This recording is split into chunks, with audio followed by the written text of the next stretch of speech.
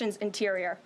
76% of Americans support the Doge-led efforts of a full-scale investigation to find and eliminate fraud and waste in government expenditures. Again, this is from a Harvard-Harris poll, a very legitimate pollster. 76% of Americans support closing the border. 69% of Americans support President Trump's common-sense efforts to ban men from women's sports. As you all know, we celebrated that executive order at the White House a couple of weeks ago.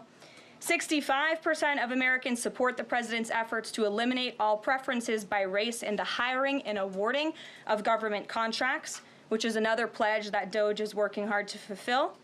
And 61% of Americans, vast majority, support the president's plan for reciprocal tariffs to ensure that other countries are treating us the way we have always been treated. Despite what many Democrats and media members want you to believe, the Trump agenda is not only necessary, but it is overwhelmingly popular. Why? Because it's driven by common sense. And finally, as you all saw yesterday, a federal judge denied the Associated Press's emergency motion for a temporary restraining order against myself, our Deputy Chief of Staff Taylor Budowich, and our Chief of Staff Susie Wiles for our decision to remove the Associated Press from the White House press pool for certain and special events. The judge's ruling, upholding our decision to deny the Associated Press such privileged access, reinforces the truth. And it reiterates what I said from this podium last week when that suit was filed. Asking the President of the United States questions in limited spaces such as the Oval Office and Air Force One is a privilege that unfortunately has only been granted to a few. It is not a legal right for all. The Trump administration has already proven to be the most transparent ever, and this president, the most accessible in history.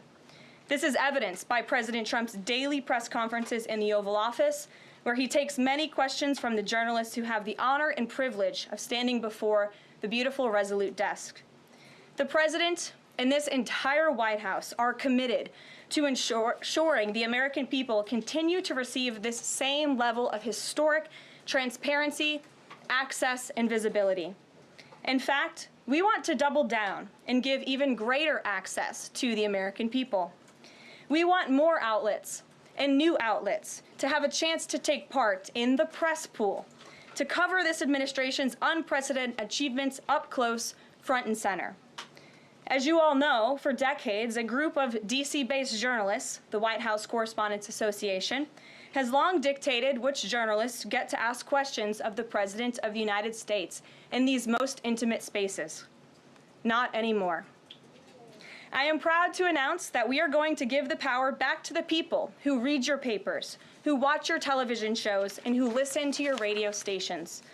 Moving forward, the White House press pool will be determined by the White House press team. Legacy outlets who have participated in the press pool for decades will still be allowed to join, fear not, but we will also be offering the privilege to well-deserving outlets who have never been allowed to share in this awesome responsibility. Just like we added a new media seat in this briefing room, legacy media outlets who have been here for years will still participate in the pool, but new voices are going to be welcomed in as well. As part of these changes, we will continue the rotation amongst the 5 major television networks to ensure the president's remarks are heard far and wide around this world. We will add additional streaming services which reach different audiences than traditional cable and broadcast. This is the ever-changing landscape of the media in the United States today. We will continue to rotate a print pooler who has the great responsibility of quickly transcribing the president's remarks and disseminating them to the rest of the world. And we will add outlets to the print pool rotation who have long been denied the privilege to partake in this experience, but are committed to covering this White House beat. We will continue to rotate a radio pooler and add other radio hosts who have been denied access, especially local radio hosts who serve as the heartbeat of our country. And we will add additional outlets and reporters who are well-suited to cover the news of the day and ask substantive questions of the President of the United States, depending on the news he is making on that given day. This administration is shaking up Washington in more ways than one. That's what we were elected to do. As I have said since the first day behind this podium, it's beyond time that the White House press operation reflects the media habits of the American people in 2025, not 1925. A select group of DC-based journalists should no longer have a monopoly over the privilege of press access at the White House. All journalists, outlets, and voices deserve a seat at this highly coveted table.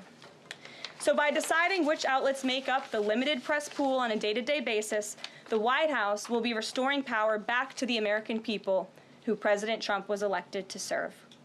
So in that note, in our new media seat today, we have Shelby Talcott, who is a White House reporter for Semaphore. In 2022, Semaphore launched as a global digital news platform with the aim of bringing meaningful innovations to the news industry. Today, they have nearly 1 million newsletter subscribers spanning 11 separate editions. With that, Shelby, I will take your questions. Thanks, Caroline. I've got two for you. One on foreign policy. Over the weekend, the president's special missions envoy, Rick Grenell, was talking about Venezuela, and he said that the president isn't someone who wants regime change. Other administration officials have made clear that they don't see Maduro as the rightful leader. What is this administration's policy on a new government in Venezuela? I think the president has made his position on Venezuela quite clear. He stands in opposition to the Maduro regime, and Secretary Rubio has spoken on this extensively as well. And then on Doge, last night Elon Musk said that a failure to respond a second time will result in termination. Will there be additional rounds of the "what did you do this week" email from Doge to federal workers? And what's the guidance on the federal workers who've been instructed by their agencies not to reply? So a couple of things on this. First of all, let's just take a step back and talk about this idea. The president sent out a truth last weekend to Elon Musk saying he loves everything Elon is doing and he wants him to be even more aggressive because Doge thus far has proven incredibly successful in making our government more efficient. And so Elon and Doge came up with this idea. Elon has implemented this at his private companies. It has proven successful. And it's a very simple idea when you think about it. All the Office of Personnel Management is asking, all this administration is asking, President Trump is asking, is for federal workers who live off of the American taxpayers' dime to send 5 bullet points of what they have done in the previous week. That is all we are asking for. And so the Office of Personnel and Management sent out additional guidance last night. Those responses should be directed to agency leadership, and the president defers to his cabinet secretaries, who he's obviously entrusted to pursue the guidance relative to their specific workforce. And for some of the agencies that you've seen who have said, please don't send these emails, it's in their best interest for that specific agency, and the president supports that. And let me be very clear, the president and Elon, his entire cabinet, are working as one unified team, and they are implementing these very common sense solutions. You're welcome. Jackie. Thank you. One follow-up on the question. So about the deadline, Alina Habba said that you have until tonight. Elon Musk said a failure to respond a second time would result in termination. So is that a real deadline? Should federal workers be looking to that guidance, or should they be looking to the agency heads? Like, what is the actual deadline? So again, the agency heads will determine the best practices for their employees at their specific agencies. Again, this was an idea that Elon come up with. Doge worked with OPM to actually implement the idea, and the secretaries are responsible for their specific workforce. And this is true of the hirings and the firings that have taken place. And we advise federal workers, unless your agency has dictated you not to respond to this email. In fact, I can announce that we've had more than 1 million workers who have chosen to participate in this very simple task of, again, sending 5 bullet points to your direct supervisor or manager, CCing OPM. I actually participated in myself. It took me about a minute and a half to think of 5 things I did last week. I do 5 things in about 10 minutes, and all federal workers should be working at the same pace that President Trump is working and moving. We have a country to save, and we want this federal government to be responsive to the needs of the American people who re-elected this president to have historic, massive reform, and that's what the intention of this idea is. Can you clarify one thing, though? Because Elon Musk also said that a reason that they wanted this 5 things email was just to see if people are actually alive, citing that there are some federal workers who might not even be alive. So meantime, NBC is reporting that these responses are going to go into an AI generator to evaluate whether these jobs are necessary. So is it just to see if people are actually working, or is it an effort to maybe cut some of those jobs? I have not seen that NBC News report, and I haven't heard that from Doge or from Elon himself. Again, this is to ensure that federal workers are not ripping off American taxpayers, that they are showing up to the office, and that they are doing their jobs. That's what the American people expect, and it's a very simple task to complete. I did it myself, and I was more than happy to do it because I'm very grateful that I am serving the American people on the American taxpayers' dime. Do you think Doge should hire a spokesperson just so that Elon Musk doesn't put out tweets that then confuse federal workers? Are my press briefings not good enough for you, Jackie? John. Carolyn, thank you. In the ruling by Judge McFadden yesterday, who dismissed the lawsuit that AP brought against yourself and your team members here, President Trump, in there he said, why not just do away with the entire White House Correspondents Association along with it, because essentially they have no authority, they just usurped it. What is your reaction to that? Well, first of all, John, it's great to see you. And you are one of those individuals who has you're on a streaming platform that hundreds of thousands of people tune into every day. So it's great to see you in the briefing room. I did address that actually in my opening remarks by announcing that the White House press team in this administration will determine who gets to enjoy the very privileged and limited access in spaces such as Air Force One and the Oval Office. There are, as you know, look at this room, hundreds of journalists who show up to this building every single day and are not granted that luxury of flying on Air Force One and asking the President of the United States questions. And so we want to ensure, again, everyone has a seat at that highly coveted table. But alas, the legacy media outlets who have been doing this for quite some time and have invested resources into covering the White House, their spots will remain, just like they have in this briefing room as well. Sure. Steve. Could you give us an update on the negotiations around the Ukraine minerals deal, and when is President Zelensky going to come visit?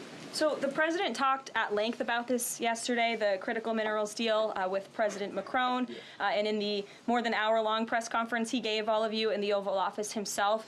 There hasn't been significant updates since the president's remarks last night, but I will just reiterate his position. It's critical that this deal is signed. He expects President Zelensky to sign a deal. This is to recoup American tax dollars that have been funding Ukraine's national defense.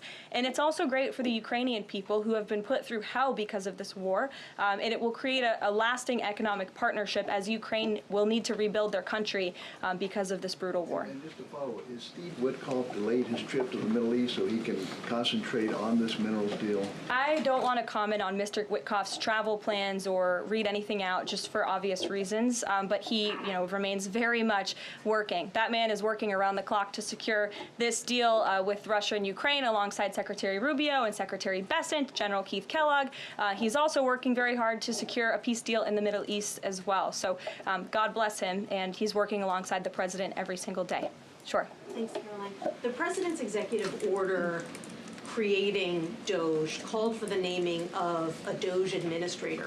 Who is the Doge administrator? So the president tasked Elon Musk to oversee the Doge effort. There are career officials and there are political appointees who are helping run Doge on a day-to-day basis. There are also individuals who have onboarded as political appointees at every agency across the board to work alongside President Trump's cabinet to find and identify waste, fraud, and abuse, and they are working on that effort every day. So is Elon Musk the administrator? Reagan. Thanks, Caroline. I have two for you today, one on the border wall and one on the DHS investigation. Sure. First on the border wall construction has restarted in Texas and California under contracts awarded under Trump's first term. Is the president looking to secure new contracts, and how is he defining success in terms of border wall construction this administration? The border wall is a signature promise of President Trump's campaign. He talked about it way back in 2015 and 2016, and people laughed at him for bringing up this idea. It's proven to be not only an idea that he delivered on in his first term and continues to deliver on in his second term, but it's also proven to be highly effective. In fact, we know where there were parts of President Trump's border wall built and standing under the previous administration, illegal border crossings dropped 87% where there was a border wall. So the wall is an incredible deterrent factor for illegal migrant caravans. The president is committed to the continuation of the the construction of the wall. And, the previous administration actually sold off the resources that the Trump administration secured to build the wall. And that's an egregious misuse of the American taxpayers' money. They just let those resources rot on the southern border. They actually sold them for pennies on the dollar. So this administration, DHS and ICE and Customs and Border Patrol and Tom Homan and all of the great people who are working on this effort are committed to continuing the construction of President Trump's border wall. DHS investigation into people who might be leaking within the administration. Will the White House release the names of the individuals that DHS Secretary Noem said were caught leaking details of the ICE raid? And can you share how many leakers have been caught so far and what agency they were a part of? I would defer you to DHS on the leakers that they have identified, but I know the president and this White House commend Secretary Noem for launching an internal investigation to identify those leakers because it's unacceptable for career bureaucrats who are standing in the way of the will of the American people and enacting President Trump's agenda.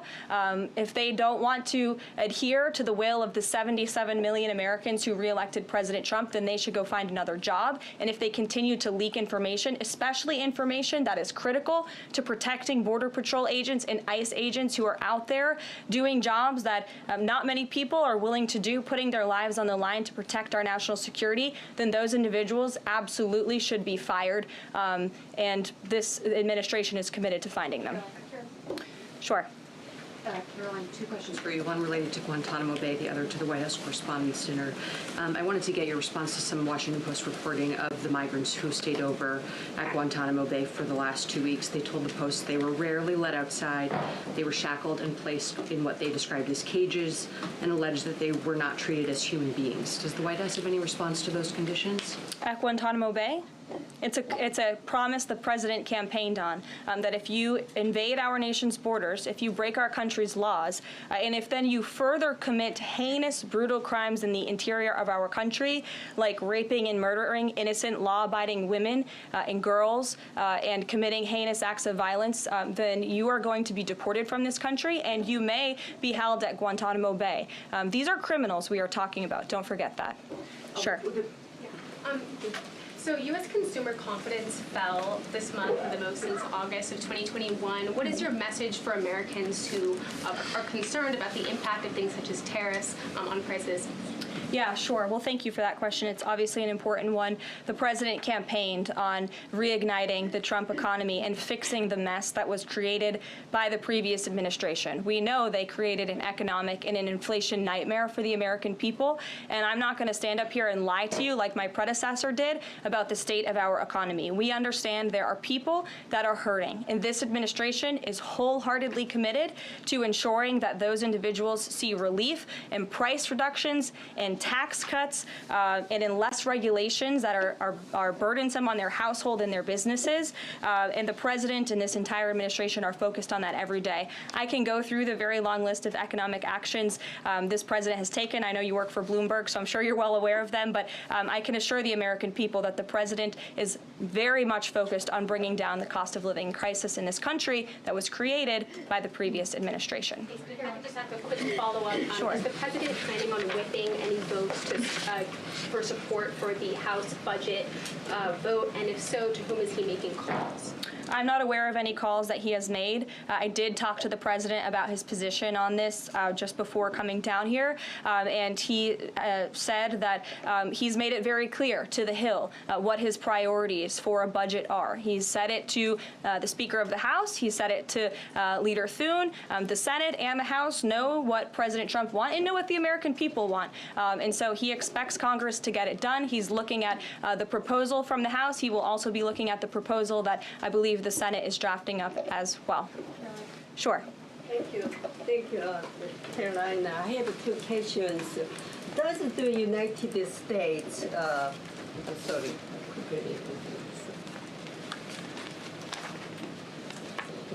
Well, why don't you identify your question and I'll come back to you. Sure, go ahead. So, what guarantee that Israel will withdraw from Lebanon soil after 2 weeks, as the ceasefire terms indicates? I'm not sure about the guarantee that you're referring to. I can tell you that this administration remains very much engaged. We know the deadline for the Phase 1 ceasefire is imminent. So Steve Witkoff, whom I mentioned earlier, and the president's administration and his team and the president himself remain very much engaged. We want to see the ceasefire continue, and the president has made it very clear he wants to see all of the hostages who have been held in captivity in Gaza returned home. Jeff. Carolyn, I was wondering if, is Elon Musk going to attend the president's first cabinet meeting tomorrow? He is, as a matter of fact. I spoke to the president about that before coming down here as well. And Elon, considering he is working alongside the president and our cabinet secretaries, this entire administration will be in attendance tomorrow just to talk about Doge's efforts and how all of the cabinet secretaries are identifying waste, fraud, and abuse at their respective agencies. We look forward to the meeting tomorrow, and I think you'll be hearing from the president and his cabinet where they're on campus tomorrow. I hope you guys are excited. Since some of those cabinet members were caught off guard by the email Nobody was caught off guard. A few departments said they were caught off guard. The FBI was, the DOJ was. Did anonymous sources say that, or did the cabinet secretary say that? The cabinet secretaries and others have said that they were not aware that this was happening. So I'm wondering, will there be a give and take tomorrow at the cabinet meeting? Is Elon Musk or the president open to any type of dialogue about who is actually in charge of the chain of command of these workers? I would reject the premise of your question, Jeff. The cabinet secretaries have not said that. I know anonymous sources, probably career bureaucrats, have leaked that to many of you in this room. But as I said at the beginning of this press conference, everybody is working as one team, and the president respects the decisions of his cabinet secretaries to tell his staff, their staff, not to respond to that email because they did so out of interests of national security, and they don't want to obviously risk confidential information. It's pretty common sense. Dasha. Musk has obviously been doing a lot of work. He's been working every day, and a lot of the time weekends. He is designated as a special government employee, which means that he can only work 130 days per year. Is the White House expecting him to limit his work to 130 days, or are you going to work around those rules? Do you want to see him extend beyond the 130 So today is February 25th, so I think we've been here about 35 days, roughly. So ask me in another 100 days. Daniel. Caroline, thank you. You opened up with a major announcement from Apple, $500 billion, 20,000 jobs, doubling its advanced manufacturing fund. Yeah. What does that signal that such a global brand would make what it called its largest ever spend commitment just a month into President Trump's second term? What does that signal about his economic vision for the country? President Trump is a deal maker, and he has restored confidence in business leaders around this entire world. Apple is one of the largest companies on the face of the planet. They employ hundreds of thousands of Americans, but the president wants to see more Americans employed, more investments here in the United States of America. And this is another fulfillment of the president's campaign promises. I recall President Trump at his rallies on the campaign telling the world that if and when I am elected, America is going to be back, and we want your investments to be driven onshore. We want you to hire American workers, and you will have the lowest regulatory burden, the lowest tax cuts, and the president has already proven he's committed to slashing regulation. He's counting on Congress to implement those tax cuts, and so people are encouraged by the president's, again, as Tim Cook called it, they're bullish about American innovation because of the leadership of this president, and it's a stark contrast to the leadership of the previous administration, Joe Biden, who I don't think spent any time trying to recruit any investments or jobs here at home. Mary. We're hearing from some Republicans who are voicing concerns about how these cuts are being carried out. Congressman McCormick, a Republican from Georgia, tells us he's worried it's too rapid for real people to adapt to. And he says he's concerned that it could come off as discompassionate, in his words, that it could risk undercutting the strong message that he feels you're trying to send about the need to cut government waste. Well, I think that was one comment from one senator, and I think, as I cited in my opening remarks in the poll, the most important people are the American people, and 77% of Americans at home support a full investigation into the waste, fraud, and abuse that the federal government has been spending their tax dollars on. So that's the the people the president cares about most. And that's why we're fulfilling this pledge. And again, it should come as no secret to anybody. The president campaiged on doing this. The president yesterday said if you don't respond to this email, you will be fired or semi-fired. What does he mean by that? Again, I've been asked to answer this question 3 times now. It is semi-fired. But it's in the memo. The president again has entrusted his cabinet secretaries to oversee their workforce. That's why he nominated them to be cabinet secretaries, and so federal workers can be directed to their agency leadership. Sure. Great, thanks, Caroline. I wanted to ask about a federal judge yesterday was saying that they didn't know who the Doge administrator was and was asking the lawyer for the administration who it was, and the lawyer responded, I don't know the answer to that. Can you tell us who the administrator of Doge is? Again, I've been asked and answered this question. Elon Musk is overseeing Doge. There are No, Elon Musk is a special government employee, which I've also been asked and have answered that question as well. There are career officials at Doge. There are political appointees at Doge. I'm not going to reveal the name of that individual from this podium. I'm happy to follow up and provide that to you. But we've been incredibly transparent about the way that Doge is working. John. The Republican budget. Thanks a lot, Caroline. Since your last briefing, there have been some personnel moves that have been announced by the president, and I wanted to ask you about them. One was the president replacing the chairman of the Joint Chiefs of Staff, General C.Q. Brown, Jr. What was the reason for the president naming a replacement for General Brown? And then I'll follow up with another personnel announcement that's been made over the last few days. He thinks he's doing a bad job, and it's time for a shakeup at the Pentagon. They failed 7 audits in a row. The trust in our United States military amongst the war fighters is low. The president is shaking up the Pentagon and the Department of Defense, of course, with Secretary Hegseth leading, and he has the right to do that. It's actually quite common from administration to administration to do such a thing. The president, when he swore him in as the Chief of Staff for the Air Force, called him a great man and a great gentleman. Does he distance himself from the remarks that he made back in August of 2020? I think replacing him speaks for itself. James. One other one, if I'm sorry, thank you. On the FBI, the president also announced a new deputy director of the FBI, Dan Bongino. From what has been reported, and maybe this is not accurate reporting, you can tell me, the FBI director, Kash Patel, informed Republican senators that it would be an individual named as the deputy who was a special agent currently at the FBI, and of course Mr. Bongino is not. What was the reason for naming Mr. Bongino to this position, and was Mr. Patel not correct in making that assurance to those senators? I'm not sure if anybody in this room has listened to Mr. Bongino when he talks about the past corruption at the FBI, when he talks about his experience serving for the United States Secret Service. This is a man who loves his country and who has honorably served our country in ways that many people have not. He understands the depth of the corruption at these institutions, which the American people re-elected President Trump to shake up. And I think it's quite despicable to see many networks in this room who have had chyrons on their television screens labeling Mr. Bongino as a far-right podcaster. He is not. He is a former law enforcement agent. He is a former Secret Service agent who put his life on the line to protect this country, and that is why the President of the United States has entrusted him for this important role. He's also an outsider to this Washington swamp, and we often see that when outsiders are appointed to such coveted positions, a lot of people in this city get very, very nervous, and they should be, because Dan Bongino and Kash Patel and Attorney General Bondi are focused on rooting out the corruption at these agencies and ending the weaponization of government once and for all. I'd like to end with something. As you all know, James, as you were just about to do. You know what, James? I'm feeling generous. Go ahead. I will take it. Thank you, Caroline. Sure. I wanted to ask Don't make me regret this. I wanted to ask about the Macron visit and the Russia-Ukraine talks in general. Sure. It's pretty clear to my eye that President Macron was performing a kind of delicate dance, lavishing praise on the president while seeking in his own remarks to try to bind President Trump to positions and even specific language that the president has not committed to heretofore.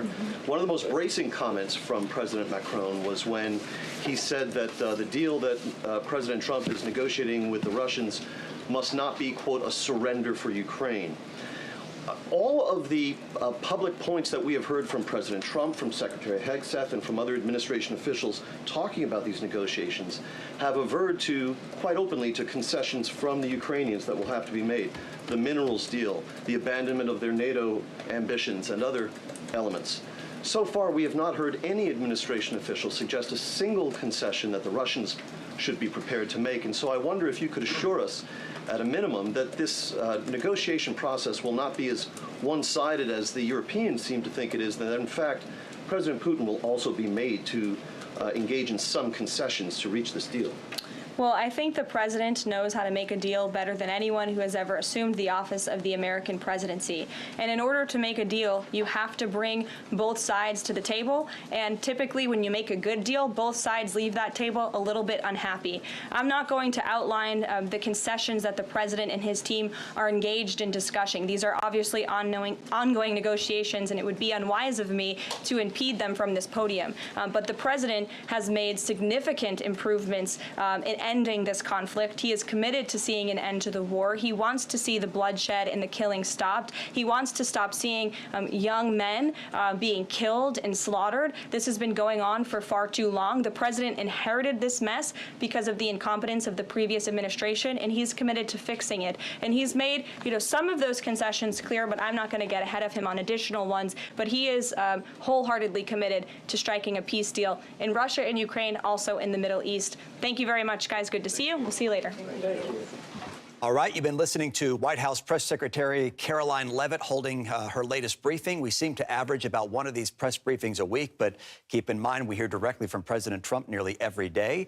This was another wide-ranging interview talking about everything from illegal immigration, started talking about manufacturing and Apple's $500 billion investment and 20,000 new jobs over the next 4 years in the United States, also Russia and Ukraine, of course, and a lot of the media and allowing new outlets more access to press pools and events that are typically closed and only allowed for the legacy media and Doge, of course, and Elon's email. Our political director, Lindsay Keith, was inside that press briefing. We will get to her in just a minute. She's going to make her way over to the camera there at the White House, the north lawn of the White House. But first, we also want to bring you this other breaking news. Have you heard about this out of Chicago this morning? Take a look. This is incredible video here.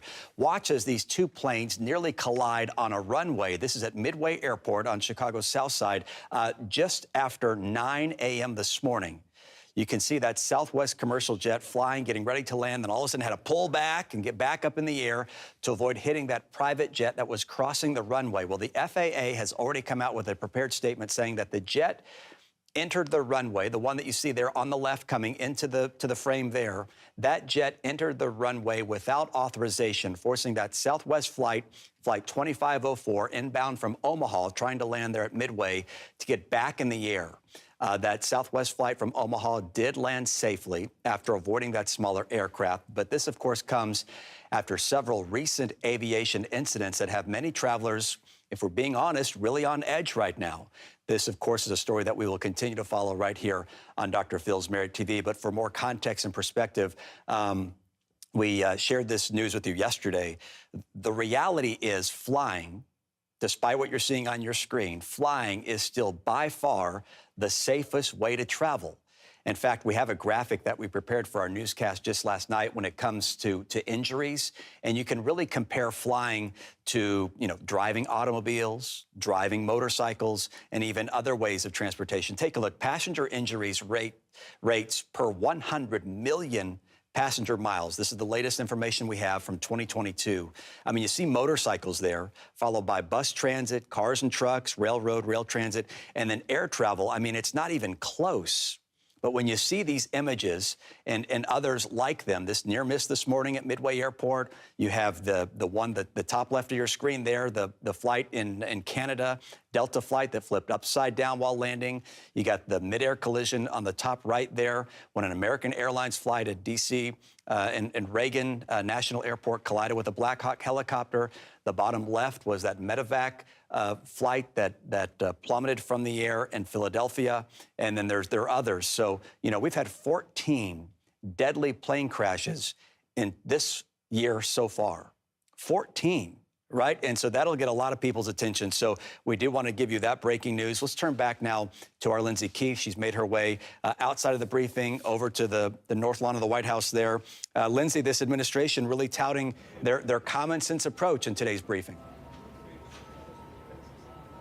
You know, Caroline Leavitt made quite a bit of news today, especially with her announcement that the White House will now be the sole entity to decide what press members are allowed in the press pool. Just for our audience right now, the White House Correspondents Association is the organization who determines who gets seats in the White House briefing room, and then also who gets to be a part of the press pool as well, in tandem with the White House, but mostly the White House Correspondents Association. So obviously there was breaking news over the weekend. On Sunday, a judge denied the Associated Press, who had put a lawsuit against the White House for banning them from the Oval Office and from Air Force One, based off of choosing not to call the Gulf of Mexico the Gulf of America, which President Trump has renamed just in the last few weeks. And so they chose to ban them from access to the Oval when the pool comes in to listen to the president.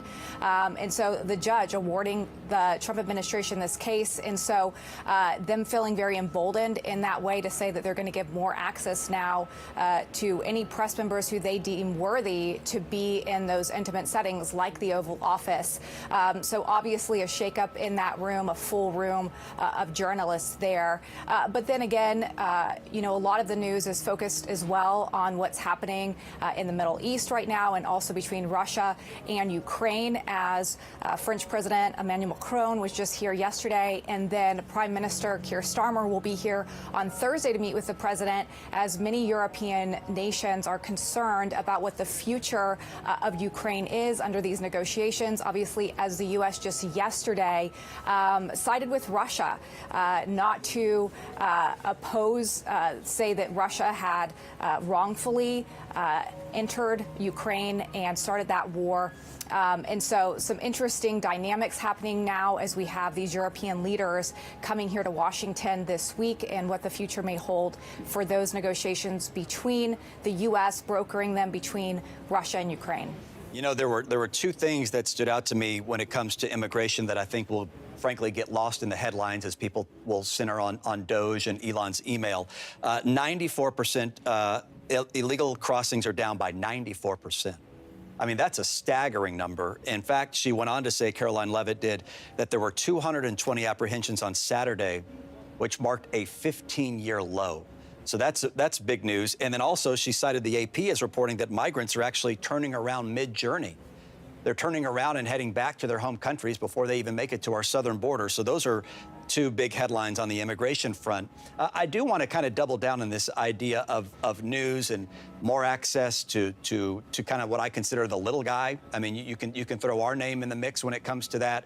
Different organizations. We're not legacy media. You know, I remember when I was a national correspondent for Fox News Channel back in 2009, the Obama administration labeled Fox News as illegitimate. I mean, literally, that was their words. And so when you look at what happened back in 2009 compared to what's happening in 2025, it's really incredible, because the way people consume their news and where they're getting those news reports from has really changed, has it not, Lindsay?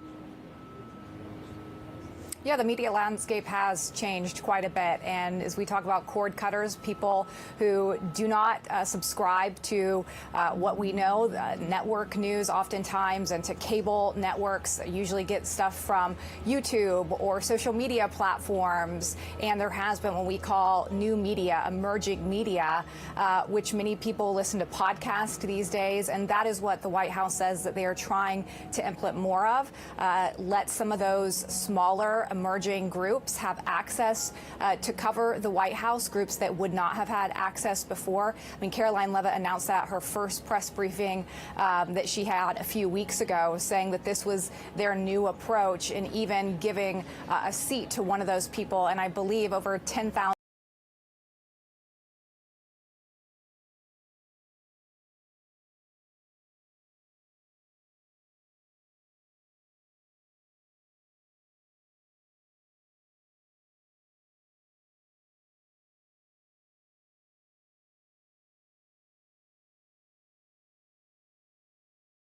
people, might be higher, had applied to come cover the White House. And so they've been rotating that seat out, which would normally be a seat for someone in the press office to come out there and sit. So giving up one of their seats. It'll be interesting to see. She didn't specifically talk about a rearrangement of seats in the press briefing. There's 49 seats that are in there. But it'll be interesting because obviously this administration has already proven that they think about things unorthodoxly, and they're willing to shake things up in order to facilitate their policies and their agenda. We've got about 3 minutes until the top of the hour. We want to take our viewers to the top of the hour, Lindsay. Let's talk about Elon's email and Doge, right? Our daily dose of Doge. So far, Caroline Leavitt, press secretary, says that 1 million federal workers have responded to that email. Remember, the email was, give us 5 bullet points of things that you accomplished this past week. The confusion lies in, do I have to do it or do I not have to do it? Well, apparently, it's now up to the agency heads, and whether or not there's a deadline. To me, there's still a question mark there. Elon Musk put out that, yes, there's a deadline, but now apparently everything is being left up to the agency heads. Any clarification from you on this?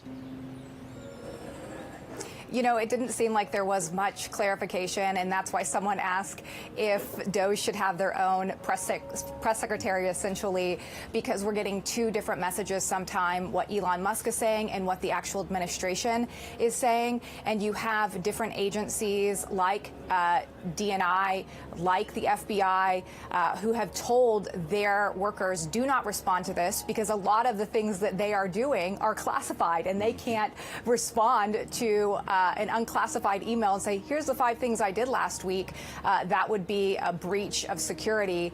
And so around that, there has been a narrative to say that, to your point, that these agency heads would have the authority to tell people how to respond.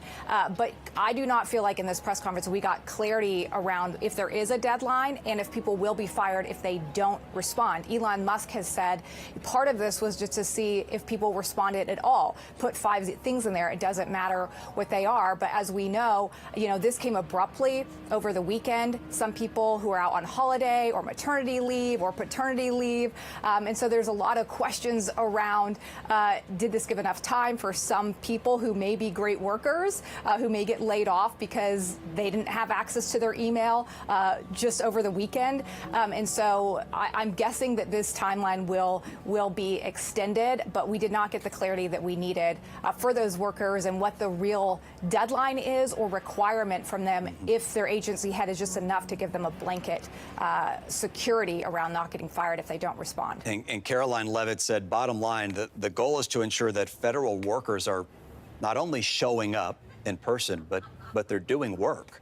And so that's what she says is the bottom line here. A lot made of, who's in charge of Doge. Is Elon Musk an administrator or not? There's a lot of back and forth on that, too. Lindsay Keith, great perspective as always. We do appreciate it. Yep. Sorry, we got about 7 seconds left, but we'll see you tonight, Lindsay, or even before that, maybe in an hour and a half or so during the executive order signing. Welcome to Dr. Phil's